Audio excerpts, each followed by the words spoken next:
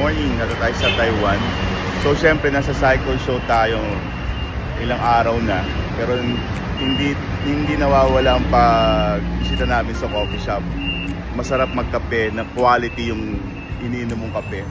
Remember, sa Higher Ground Specialty Coffee, the best coffee in town. Napakasarap ng kape namin. Kaya every time na pupunta kami sa Taiwan, itong binibisita namin na coffee shop, ito yung Simple Kappa. Yan. So nakita nyo sa mga photos namin, even dun sa may exhibit center, meron silang branch ng Simple Kappa. Dun lang kami nagkakape dahil nga the best yung coffee nila. Pati idol to mga brother, idol yung coffee shop na to. Papakita ko sa inyo yung loob ng shop nila, and then kung ano yung mga na-achieve ng coffee shop na to. Yan guys, unang-una kami sa pila. 9:30 pa lang dumating na kami sa lugar, kaya pila kami. Then medyo makulimlim yung araw ngayon.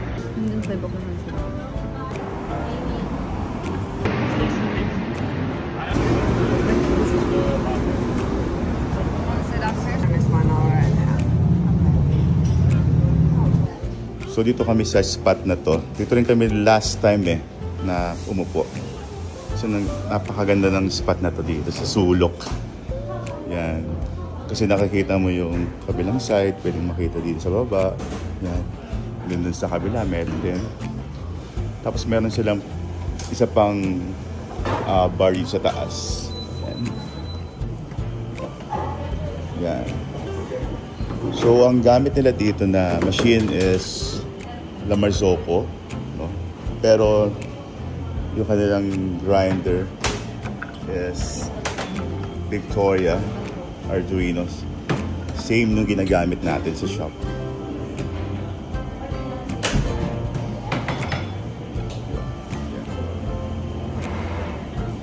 Ito naman yung second floor. This is the second floor. Nakita nyo last time din, may mga pictures kami mag-asawa. Dito kami tumambay. May mga picture kami last time na pinisita namin itong Simple Kappa. Yan. Tapos ito, yan, pwede nyo makita yung bar din. Nice spot, diba? So, yung condiments nila. Yun lang. Pagkakat mo ng stairs, yan. Galing dun sa first floor, sa ground floor, sorry. Dito na kayo bubungan. So yun ang favorite spot namin. Every time napupunta kami sa Simple Kappa sa Taiwan, ito yung favorite spot namin. Yan, dito. Diba? Nice. Ito kami. Iikot ko pa kayo mamaya sa baba naman. So ito yung menu nila. May menu na Mandarin. May menu na English naman, yan. So makita nyo dito lahat ng, also the price in Taiwan dollar po yan.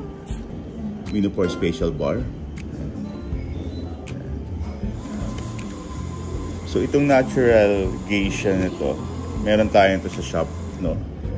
Lahat meron naman tayo.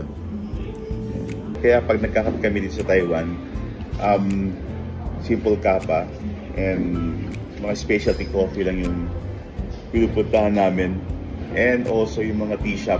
Masarap ng mga tea dito eh. So yan, talagang recommend ko sa inyo itong Simple Kappa coffee shop. I think they have already 6 branches na sa Taiwan. So yun. So ito na yung first floor. Yung kanina pinanggalingan ko ng kuha ko kanina ng digital. So ano yun? Yan. Diba? First floor. Ito yung bar nila. Bar. And look, ito yung slow bar nila.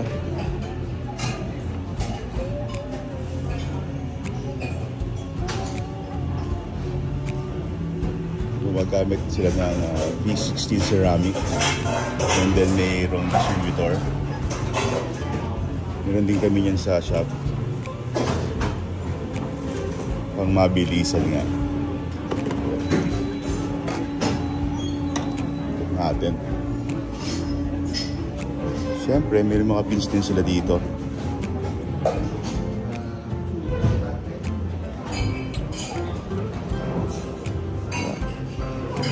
Ikot natin yung buong place. Siyempre, still, they're using La Marzocco. Coffee machine. Yan.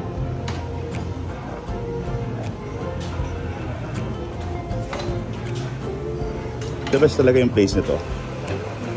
So every time na pupunta kami ng Taiwan, so hindi pwedeng hindi kami dadaan sa Simple Kappa. So this is my 4th time na sa Taiwan. So yung last I think parang 3 beses kami nag-visit dito every day just to have a coffee. The best talaga yung coffee dito. So, same nung sa shop, napaikot din yung bar. Diba? Same. So meron sila mga merch dito. So gusto nyo bibili ng mga coffee cup. Yan, meron. Coffee cup. Mamaya bibili ako ulit to. Souvenirs. Yan. 2040. Mga awards nila natin to. So pang regalo din. Gusto nyo. Ito nyo dito. Yan. Mga drip coffee.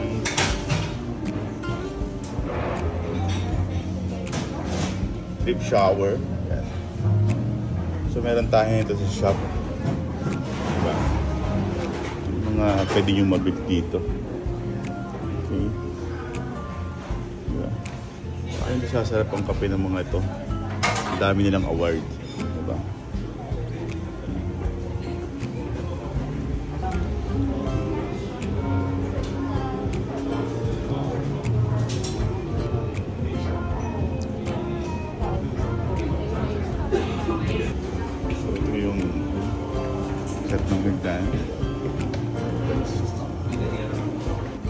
Siyempre guys, mga brother, hindi lang coffee yung pinupuntahan namin dito sa Simple Kappa.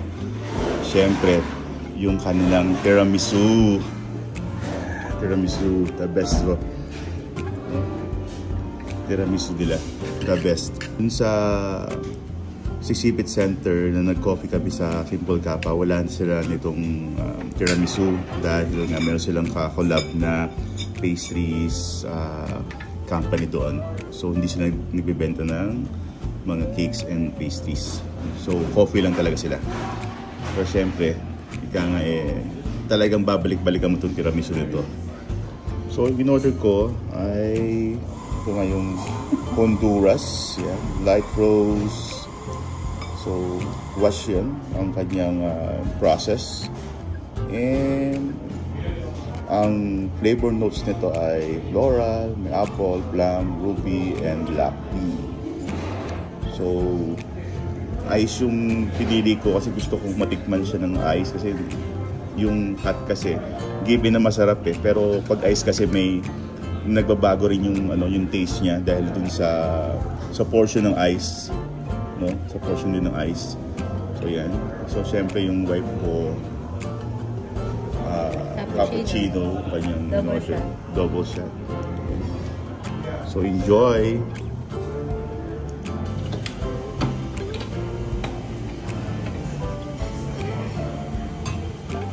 Strada.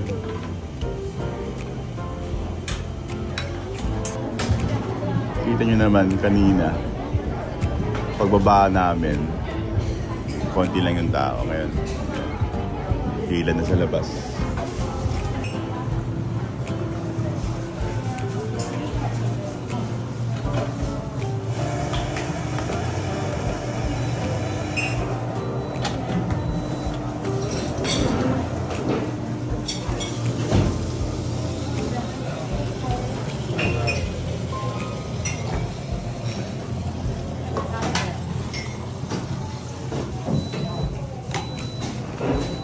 Yung mga na-achieve nila sa Taiwan CIGS 2015 champion, World Barista champion 2016, The Taiwan Barista. So, ang dami nilang champion. 6 times. So, world's number 1 to. Best coffee shop 2020, 2019. So, yung world din, bronze medalist naman sila 2016. Number 1, Asia's best coffee shop 2020, 2019. And TCA Barista champion again 2021. So, kaya kung magkakapiling din lang kayo, dapat yung the best coffee shop na, di ba?